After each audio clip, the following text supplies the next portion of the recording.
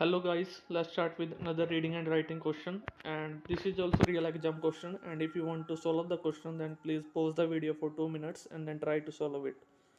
So from the beginning, like Ben Franklin, Thomas Alva Edison was both a scientist and inventor. यानी कि Ben Franklin किसी का नाम दिया गया उसके जैसे जो थॉमस अल्वा एडिसन था वो साइंटिस्ट भी था और एक इन्वेंटर भी था. बोर्न इन 1847, उसका जन्म हुआ 1847 में. एडिशन वुड सी, एडिशन है वो देखेगा dash change take place in his lifetime. Unnoticeable change मतलब जिसको नोटिस नहीं कर सकते. Tremendous change may be. Minimal change छोटा सा चेंज. स्पेक्टिकुलर चेंज एक विशेष चेंज. और ट्रिमेंडस जो चेंज दिया गया यहाँ पे उसके साथ कोलोकेट वर्ड करेगा वो ट्रिमेंडस है. ट्रिमेंडस का मतलब ग्रेट चेंज या फिर एक बहुत बड़ा चेंज.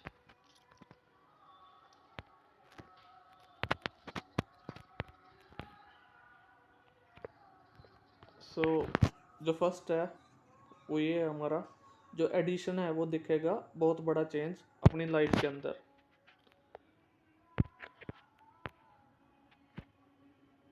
उसके बाद ही was also to be responsible for making many of those changes occur. वो जिम्मेवार था बहुत सारे चेंजेस जो हुए. व्हेन एडिशन वॉज बोर्न, जब एडिशन का जन्म हुआ. सोसाइटी विल थॉट, सोसाइटी का सोचना था, सॉरी सोसाइटी स्टिल थॉट, उसका सोचना था कि of electricity as a dash, जो इलेक्ट्रिसिटी एज ए. अब ए दिया गया यहाँ पे तो इससे आसानी होगी हमें आंसर को फाइंड आउट करने में. ए के बाद ना तो इन्वेंशन आएगा क्योंकि हम एन इन्वेंशन बोलेंगे. नोवेल्टी आ सकता है. उसके बाद नेसेसिटीज, ए को हम हिंदी में सिंगल वो है मतलब एक बोलते हैं तो नेसेसिटीज प्लूरल हो गया. ए के बाद प्लूरल भी नहीं आएगा. इमेजिनेशन भी एन इमेजिनेशन, तो ये भी कैंसिल हो गया. तो हमारे पास बचा नोवेल्टी. नोवेल्टी मतलब नई चीज़ जो पहले दिखी ना हो या नॉर्मल ना हो. So when Edison was born, जब एडिशन का जन्म हुआ, society still thought that electricity यानी कि जो बिजली थी वो एक नई चीज़ थी उनके लिए, उन्होंने पहले कभी नहीं देखा था. यहाँ पे ए दिया गया, ए के कारण बाकी के आंसर ऑप्शन एलिमिनेट हो गए. इन्वेंशन के साथ एन आएगा. नेसेसिटीज प्लूरल है वो ना तो एन के बाद आएगा ना ए के बाद आएगा. उसके बाद है इमेजिनेशन, इमेजिनेशन भी एन इमेजिनेशन के बाद आएगा.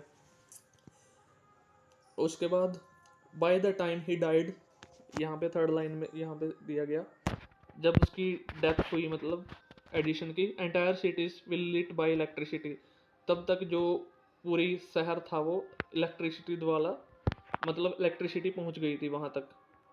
आगे यहाँ से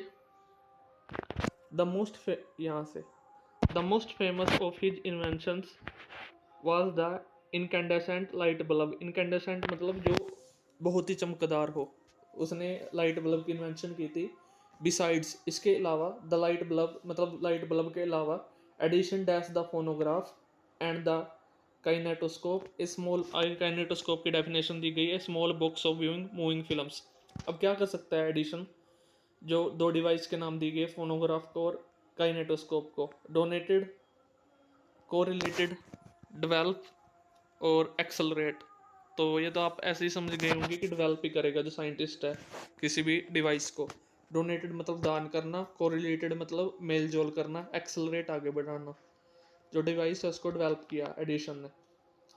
he also dash upon the original design of stock टिकर, ये भी एक डिवाइस का नाम है the telegraph. He also dash upon the original design यानी कि उसका डिजाइन पहले ही था, ओरिजिनल डिजाइन उसका, उसके ऊपर उसने कुछ किया. ऑप्शन में क्या हो सकता है. रेज किया. रेज तो हम मनी वगैरह के लिए यूज़ करेंगे जैसे फंड को इकट्ठा करना, फंड रेज करना, पैसा इकट्ठा करना. डेकोरेट सजाना. आंसर जैसे क्वेश्चन का आंसर करना, जवाब देना. तो हमारे पास बचा इम्प्रूव्ड, उसने डिजाइन को इम्प्रूव किया. लास्ट में in dash to this important American electric light, उसने जो अमेरिका को इलेक्ट्रिक लाइट दी थी United state were deemed. Deemed का मतलब क्या है, मौन व्रत रखना. फॉर 1 मिनट उन्होंने मौन व्रत रखा on October 21 1931 after few days after his death, उसके मरने के कुछ दिन के बाद. ऑप्शन है ट्रिब्यूट, ये भी हो सकता है. मेमोरी, ये भी हो सकता है. रिलाइज और सेक्शन तो आएंगे ही नहीं. तो हमारे पास दो ऑप्शन है ट्रिब्यूट और मेमोरी. तो यहाँ पे डीम्ड की बात की गई। डीम्ड का मतलब क्या है? मौन व्रत रखना। तो मौन व्रत कब रखते हैं हम? जब किसी को श्रद्धांजलि देते हैं। तो श्रद्धांजलि किससे रिलेटेड है यहाँ? ट्रिब्यूट से। मेमोरी तो सिर्फ याद होगी मतलब उसकी, और ट्रिब्यूट है श्रद्धांजलि देना। जब उसको श्रद्धांजलि दी गई तो उसको कुछ दिन बाद, आगे डेट भी मेंशन की उन्होंने यहाँ पे 21, तो वो मौन व्रत रखा उन्होंने। I hope you understand.